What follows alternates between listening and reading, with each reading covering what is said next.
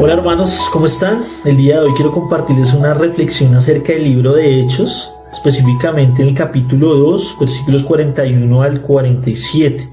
Dice lo siguiente: Así pues, los que recibieron su mensaje fueron bautizados, y aquel día se unieron a la iglesia unas 3,000 personas. Se mantenían firmes en la enseñanza de los apóstoles, en la comunión, en el partimiento del pan y en la oración. Todos estaban asombrados por los muchos prodigios y señales que realizaban los apóstoles. Todos los creyentes estaban juntos y tenían todo en común. Vendían sus propiedades y posesiones y compartían sus bienes entre sí, según la necesidad de cada uno. No dejaban de reunirse en el templo ni un solo día. De casa en casa partían el pan y compartían la comida, con alegría y generosidad, alabando a Dios y disfrutando de la estimación general del pueblo. Y cada día el Señor añadía al grupo los que iba siendo salvos. El libro de Hechos se puede entender como el segundo volumen de una obra completa de 2 volúmenes.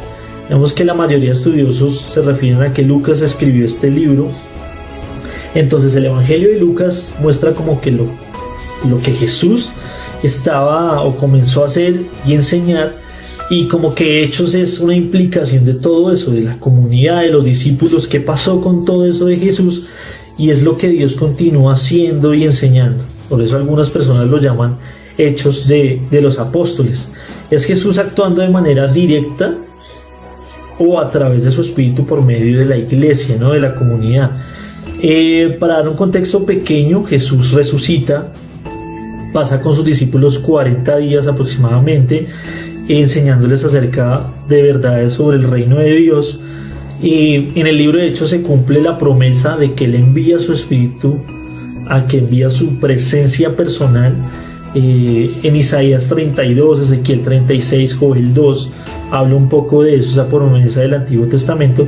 Y este evento se conoce como el Pentecostés. Y digamos que aparece también una predicación inicial de Pedro, donde él muestra el Evangelio y 3,000 personas más o menos responden a ese mensaje, se convierten a Jesús, lo siguen sus enseñanzas y empiezan a caminar con la comunidad de los discípulos, la comunidad de los creyentes, formando así, digamos que comunidades llenas de generosidad, de alabanza, de celebración, personas muy unidas en muchos aspectos, como lo podemos ver en los versículos. Y era la idea de templo. La idea de templo se cambia, ya no es un templo físico, por decirlo así. Obviamente seguían yendo al templo a reunirse, pero ya había una relación de que Dios vivía y habitaba en los corazones de las personas, transformándolos, transformando sus vidas. Esa era la promesa y se hizo efectiva. El nuevo templo de la comunidad de Jesús está cumpliendo el propósito que Dios siempre tuvo para el templo de Jerusalén, y que en este caso pues era transformar sus vidas, ¿no? En este preciso momento es la primera vez que aparecen o son llamados en el Nuevo Testamento como cristianos en la iglesia de Antioquía, una iglesia muy grande, iglesia compuesta por una comunidad internacional y multicultural, porque venían de muchos lugares, no solo judíos.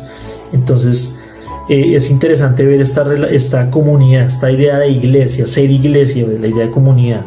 Hay unas características que les quiero mostrar y que podemos ver a lo largo del 42 hasta el 47, y es que el término iglesia no aparece en el Antiguo Testamento o en el hebreo, pero sí aparece en el Nuevo Testamento y aparece en griego, que es la palabra eclesia, que básicamente significa como asamblea o convocatoria, y la raíz de su significado no viene de un edificio, de un lugar físico, sino habla de personas, de comunidad. Entonces el cuerpo de creyentes, la comunidad. La vida cristiana de estas personas era ordinaria, normal, cotidiana, pero había un crecimiento gradual en muchas cosas, por ejemplo en la gracia, en la oración, en el estudio de la palabra, en la comunión. En estas cosas es lo que debería estar involucrada cualquier iglesia. Es Dios llevando su obra a través de medios ordinarios, con personas ordinarias como ellos en ese tiempo, o como nosotros en iglesias ordinarias. Sí, creo que lo extraordinario es Dios, ¿no? Quiero mencionarles pues 3 aspectos de cómo era esa primera iglesia y profundizar en el último aspecto. El primero era que perseveraban.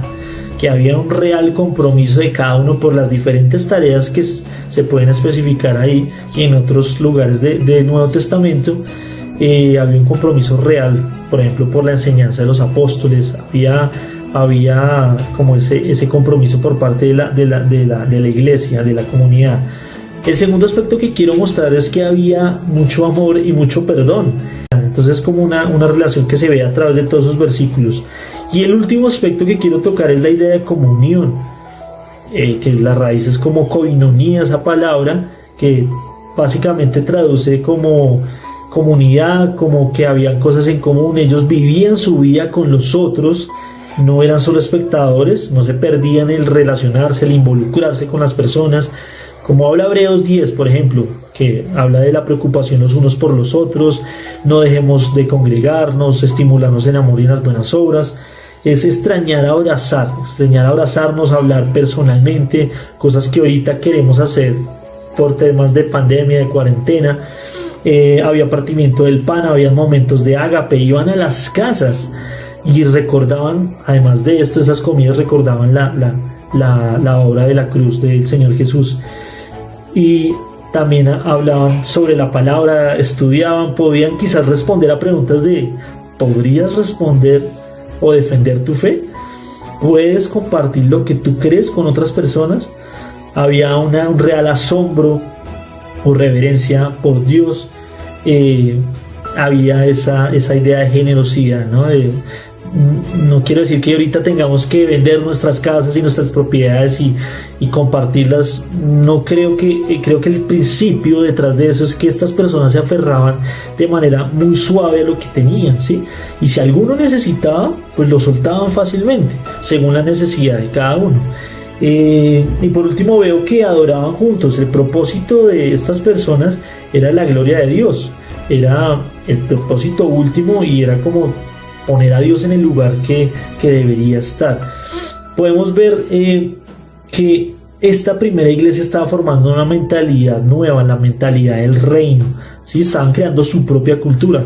Si los del mundo, las personas están haciendo las cosas de esa manera, pues no, nosotros acá nos amamos al prójimo, incluso pensamos que el prójimo está por encima de nosotros. Es algo distinto. ¿Qué podemos sacar de lo de comunidad? Es sobrellevar las cargas los unos por los otros, amar al prójimo como nosotros mismos. Ellos no solo iban a la iglesia, sino eran la iglesia y además hacían iglesia. Esa es la invitación. Había empatía, cariño, amabilidad. No era una iglesia fría, calculadora, distante. No había una no había una soledad emocional. Había armonía, como lo habla el Salmo 133. Había humildad, sencillez de corazón. Era el cuidado mutuo entre todas las personas. Además, veíamos que en ese tiempo y en este tiempo también había un mundo dolido y roto, y la única posibilidad en que podía eso cambiar era a través de la iglesia, a través de la obra de Jesús y del Espíritu Santo, como se movía en estas comunidades. La iglesia es la esperanza del mundo, es indispensable. Y quiero como que se puedan llevar esta idea de si una persona está pasando necesidad, por ejemplo una hermana, y yo con mi amigo vemos que podemos ayudarla en esa necesidad y la ayudamos, ahí los tres nos estamos preocupando. Yo me preocupo por ti, tú te preocupas por mí, ahí estamos haciendo iglesia, ¿sí? Esa idea de que si lastiman a uno, sangramos todos, si ríe a alguien, nos reímos todos, si llora a alguien, lloramos todos, si celebra a alguien, celebramos todos. Es hacer la iglesia al estilo de Jesús, es buscarlas, ayudar a hacer iglesia a todos. Si una persona está sin trabajo, si no tiene para comer, si tiene una necesidad de mudarse, de cambiarse de casa, si tiene una cita o tenemos que visitarlo a un tema de salud, si no tiene donde quedarse en algún tiempo, pues deberíamos ser iglesia. No solo vamos a la iglesia, sino somos la iglesia. Es un lugar donde el cielo y la tierra se encuentran, es donde las personas encuentran la generosidad y la presencia sanadora de Dios. Seamos una iglesia más al estilo de Jesús.